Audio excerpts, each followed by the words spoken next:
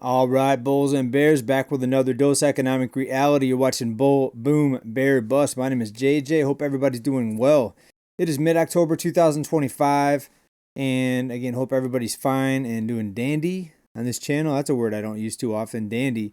But if you're 7 out of 10 people, you're barely scraping by, living paycheck to paycheck, and you may not be missing any meals, but technically, when you can't pay your bills with one missed paycheck, that's not a good situation. So people may look like they have money, they borrowed money, they drive a newer car, they're in a house, whether owning or renting, they're in a house, but sometimes people are house poor and they can't really afford much else without going into further and further debt, right? So we're going to talk about that today. We're going to get into the broader economic scope of things, the housing market, the debt levels, the jobs. What did we find out just a couple months ago? We found out that the top 10% of income earners were accounting for about one half of all the consumer spending. So when you see the data out there saying that the economy's fine, look at all this spending, folks, half of it, nearly half of it, like 49%, was the top 10%. And when you look at the top 10% as well, they own 90% of the stock market, right? So who's making the most money on markets going up, right? It's the people that are already wealthy, and that's why a lot of people feel like they're just stuck in first gear and they're not really getting anywhere. Not only that, not only are they not getting anywhere, going further into debt to expand on the first gear scenario, you're not only not going into second gear, you're falling back into neutral because you can't even get out of first gear. But take a look at this, how this is described. Take a listen. When I think about it, I'm not poor, but I live paycheck to paycheck. Like, I don't know if that makes sense. Like, I have money, but not like enough. You know what I mean? Because by the time I do have money, it's the next bill, it's the next month, and I have to pay my bills. So I'm low-key poor. I don't know, whatever.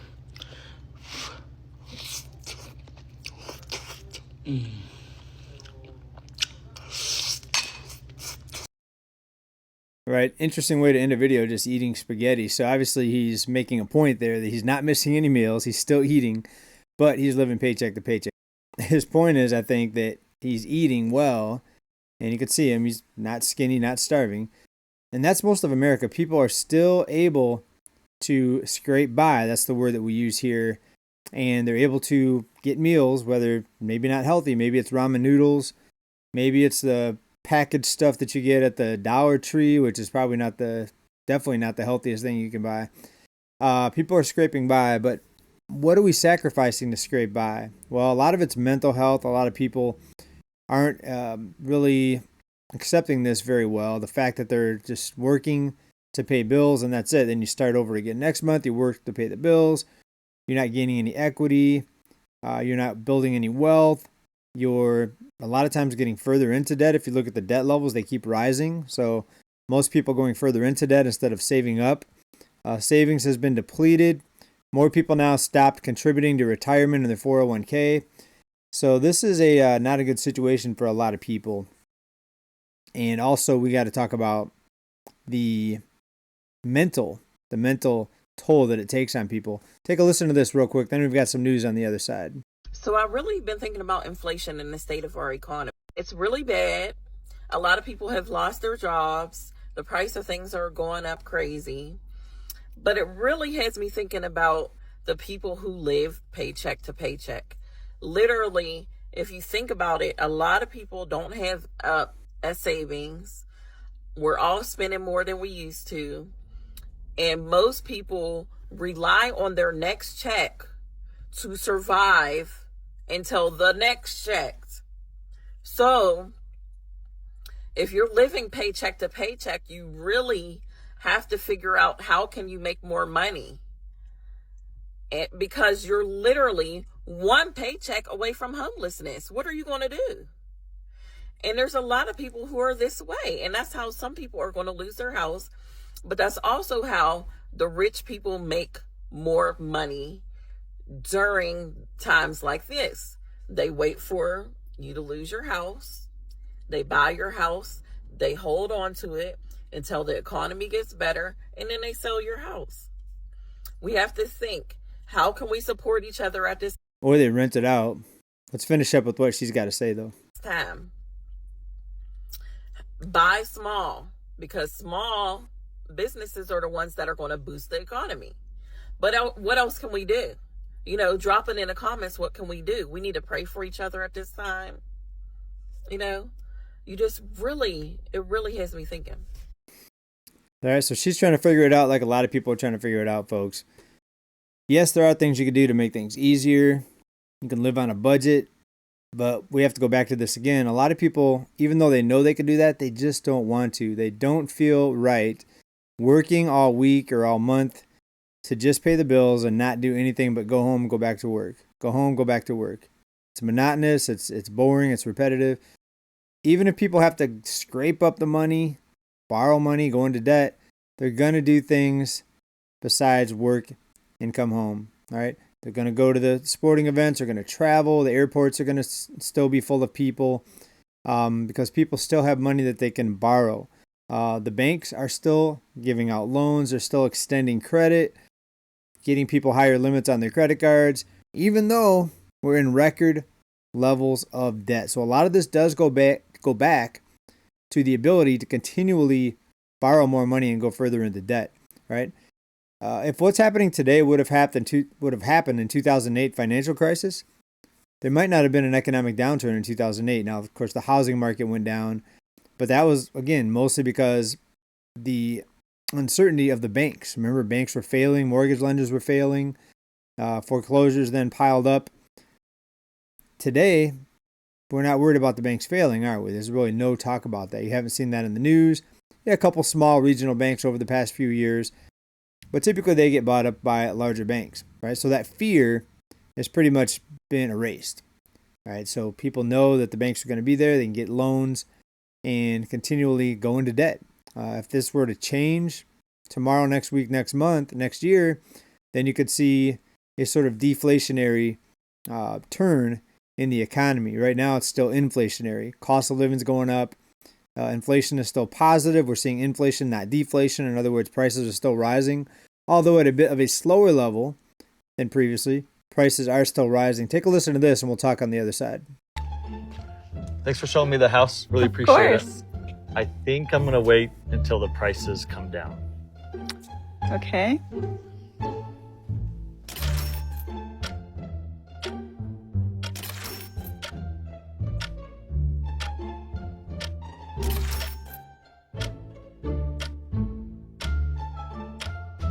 Hey, Lydia, I'm interested, and I finally saved up a down payment.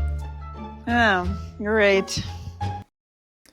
So more realtors making fun of people. This guy said no in 2021 to 1.05 mil. 2025, fast forward, home prices 1.75 mil for the same home. Now he wants to buy because he saved up more money, but the prices are too high, so he still can't buy. So those people saving up money, which used to be back in the old days or back in the good old days, whatever you want to call them, that used to be what mom and dad used to preach. Save up. You can buy something one day. Don't waste your money. Save your money. Now it's don't save your money. Get into a loan as soon as possible, because by the time you go to buy a home with saved up money, it's going to be double the price almost. And you're priced out of the market. So your saving up backfired in this case. That's the problem with an inflationary economy. That's the problem with an economy where the cost of living just continually rises and rises and rises. Saving is no longer a thing, and a lot of people realize that. So they spend their paycheck right away, whether it's on something that's just entertainment or just paying the bills. Paycheck to paycheck, folks. That's where we're at. And even when it comes to buying a home, more people are just like, let me bite the bullet. Home sales are really low. But I definitely know people that were uncomfortable buying a home at these prices this year, last year, the year before, but they just went ahead and did it because they were afraid. FOMO, fear of missing out, FOMO, that prices were never going to come down. That is a real fear. It's been happening for so long now that people feel like deflation or prices going down is an impossibility. Now, it is happening in some markets, some bigger cities like Austin, a lot of cities in Florida, home prices are coming down. But on the larger scale, broadly speaking, people are seeing and feeling like prices are never ever going to come down. Take a listen to this though. So how does all this madness end? I can't afford at 57 years old to go out and buy a house for $600,000. Now, yeah, I can sell my house, but I'd have to jack the price way up, fortune, to make enough off of it to go and buy another house. And I can't do it. I just don't understand how young people are doing it. You young folks need to chime in on this and tell us, what are you doing? Are you going into debt so bad that you're barely making the payments? What's happening here? Yeah, she's asking the question. The answer is yes. That's what a lot of the younger people are doing. We're seeing the debt levels like never before. We saw what happened with the students. They couldn't pay back their student loans. We're seeing delinquencies start to skyrocket on those as well. And delinquencies across the board are up. They're not spiking yet to alarming levels, but they're steadily rising. And when people just don't have the money and they continually borrow money and go into debt, it's a ticking time bomb, folks. There's a time limit on this. This can't go on like this forever. It may seem like something's never going to happen because it's happening so slowly, right? But then you have other people that say it's just going to stay like this because you have the top 10%, again, propping up the economy. Most of the consumer spending, or at least half, is that top 10%. And people are mostly concerned about housing right now. That's just a big thing. Home prices, the cost of rent, never being able to buy a home. If you're a young person right now and you come out of college with tons of debt typically, you're afraid that you're never going to be able to buy a home. Prices in Westchester just keep climbing. I saw a house come on for $999 just now. 2,200 square feet, 3 bedrooms, 2.5 bathrooms. Garage, not in a flood zone. Great area. I guess the days are gone where we can afford houses that have the fourth bedroom. The fourth bedroom for whatever, right? Guest room, office, gym. That doesn't exist. So if you want 2 kids, they're each going to get a room. You're going to have your room, and that's it. And some of these houses, you have to share the bathroom with your kids. So it's like, I'm not saying there's anything wrong with that. That's totally fine. But for $1 million, you don't even get your own bathroom as an adult? Like, that's crazy. Yeah, why do you think so many people now are choosing not to start families? Because a 3-bedroom house, that's like a pipe dream for a lot of people now. But I will wrap this up here with some hope, folks. There's a lot of things happening right now, a lot of moving parts.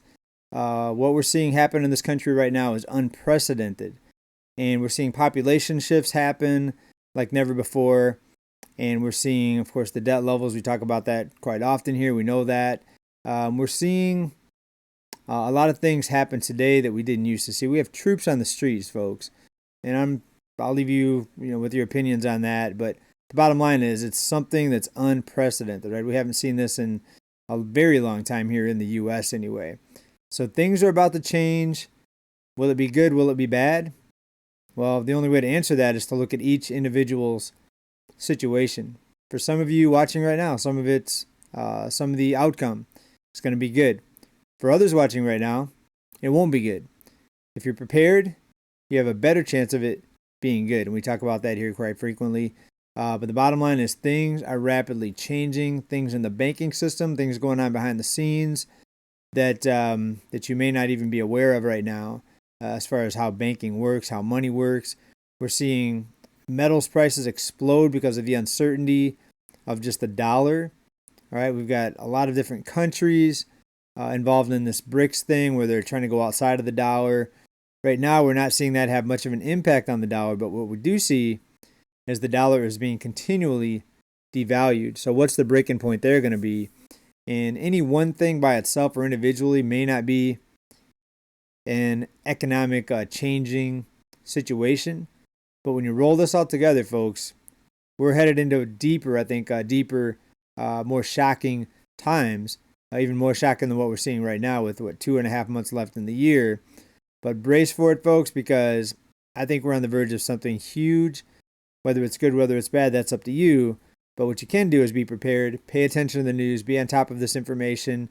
Hopefully you come back to this channel and for more updates. Let me know what you think about the home prices, what these people are talking about with home unaffordability, paycheck to paycheck. Where does it end? Or does it end? Because that would be the worst case scenario if it doesn't end. Please let me know down in the comments. And hope to see you in the next video, everybody. Keep stacking. Bye for now. Peace.